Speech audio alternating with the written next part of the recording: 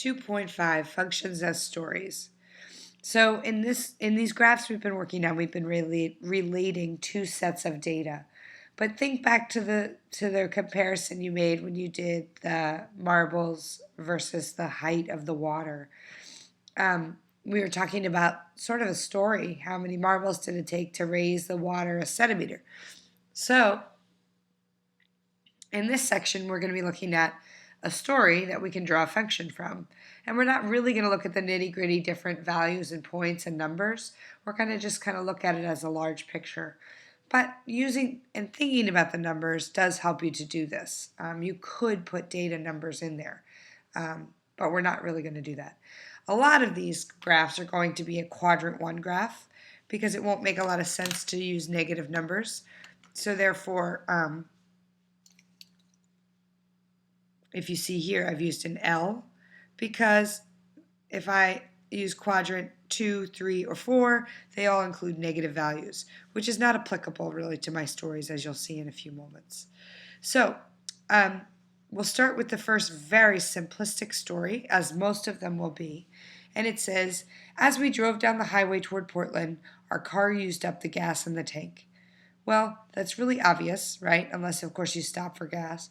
But pretty much we're talking about two variables. Time, which time continues on no matter what we do. So time is what's going to be called my independent variable.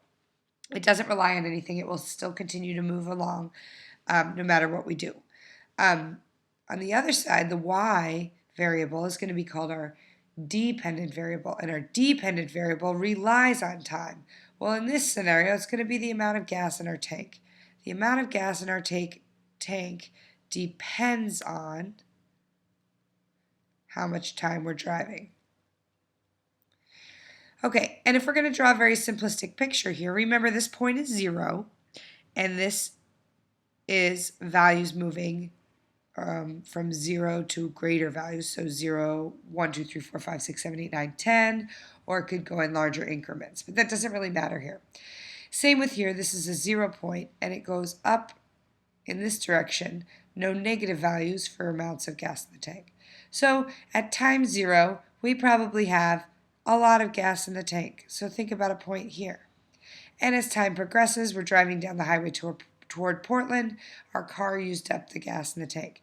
It used it up, so eventually the amount of gas in our tank is going to be 0, probably at this time here.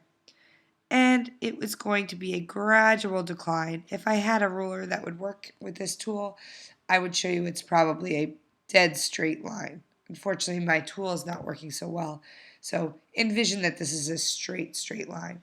So as the time continues on, the amount of gas in our tank decreases. Okay, so here we have another graph that two graphs. So we have to determine which graph actually goes with the story that's here. The story is the car approaches a stop sign. The two things we're talking about is time, which is of course our independent variable, and speed, which is going to be our dependent variable because the speed will depend on the time. Okay, so as time goes on, what happens to the speed of the car? Well, the car is approaching a stop sign. So as we approach a stop sign, what happens to your speed? Well, you slow down and then you stop, right? Okay, so as time continues on, let's look at what this graph is telling us. The speed was fast, and now the speed is going slower, and at this point, the speed is 0. This graph over here is saying, okay, my speed is constantly whatever this might be. Maybe this is 30 miles an hour. So it's going to stay 30 miles, 30 miles, 30 miles, 30 miles, 30 miles, 30 miles, 30 miles, 30 miles, 30 miles. And then at this point, we go from 30 to 0. Well, when does that actually happen in a car? Probably when you hit a brick wall. Even if you slam on the brakes, you're going to still slow down. So this graph here is a better representation of this story. This graph here would not be a good representation of the story. So to get a little more complicated, we're going to remember something that is something a function or not. So let's remember the definition of a function that you got in 2.1. The definition of a function is a pairing of two sets of numbers so that each number in the first set corresponds to exactly one number in the second set. Okay, that's confusing. This is set 1. Let's look at it with numbers, or I'm sorry, with words. And this is set 2. These are going to be my x's, or my independent variables, and these are going to be my y, or my dependent variables. Okay, so my set 1, I've got Ryan, Luke, Cindy, and David. They're all independent people, and they are coordinated with their birthdays over here.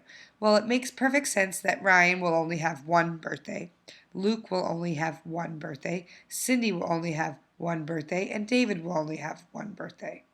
Okay, so that follows what a function is. This is a function. Everything is assigned to exactly one number in the second set. It wouldn't make sense for Ryan to have two birthdays or two dates. Okay, one last thing to add to this is Kate actually has the birthday of August 3rd also. So here we have two people going to the same date. But that's still okay. That is still considered a function.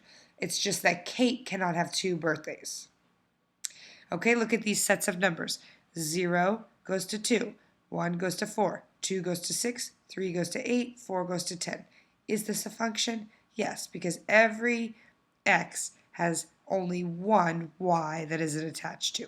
I don't have 0, 2, 0, 3. If I had 0 attached to two different numbers, it would not be a function. Okay, so now let's look at these two examples back to our functions as stories. The Ferris wheel picks up a passenger and gives them a ride. Okay, the Ferris wheel picks up a passenger and gives them a ride. So let's think about that scenario first. What are the two variables that we're talking about? Time is our independent and distance from the ground. So in order for a Ferris wheel to pick up a passenger, it has to be touching the ground because the passenger has to walk up the ramp and sit in the cart. What do you call that anyway? Anyway, so the distance from the ground should be 0 where it begins. And then as the passenger takes the ride in the Ferris wheel, the distance from the ground increasingly gets larger, and then it gets closer to the ground. And then it gets further from the ground, and then it gets closer to the ground, and then further from the ground, and then closer to the ground, until the ride is over. So if we look at the two graphs, let's determine which one matches that function. Most people jump over to this one because it looks like a Ferris wheel. It's the shape that you might think of. Well, let's look and see and analyze this. If I start at 0, at time 0, I'm at distance 0 from the ground. Well, that makes sense. This one starts that way too. Now the distance from the ground increases, increases. And now I'm kind of steady at the top. And now my distance from the ground is decreasing. Well, that could make sense, but there's one major problem here. Let's watch the time. As time goes forward, but suddenly now we're going back in time. Can you go back in time?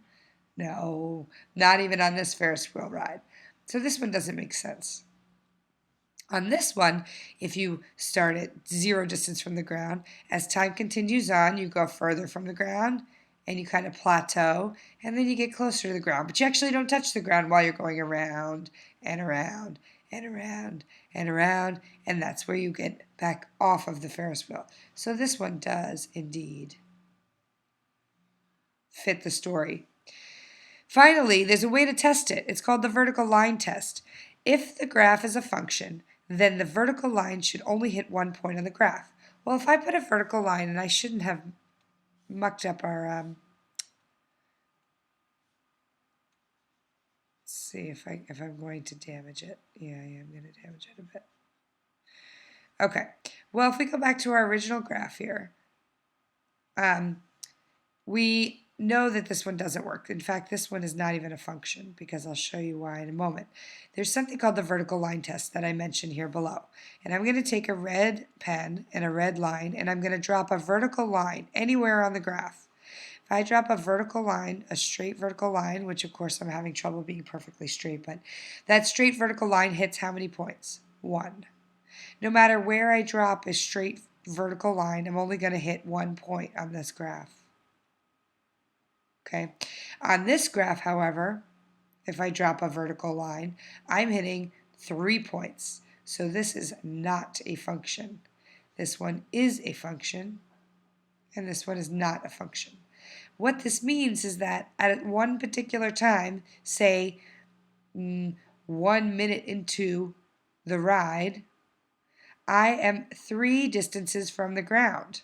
So at 1 minute into my ride on the Ferris wheel, I'm at maybe 3 feet, 8 feet, and 10 feet from the ground, which is not possible. So that is why the vertical line test proves to you that it is not a function.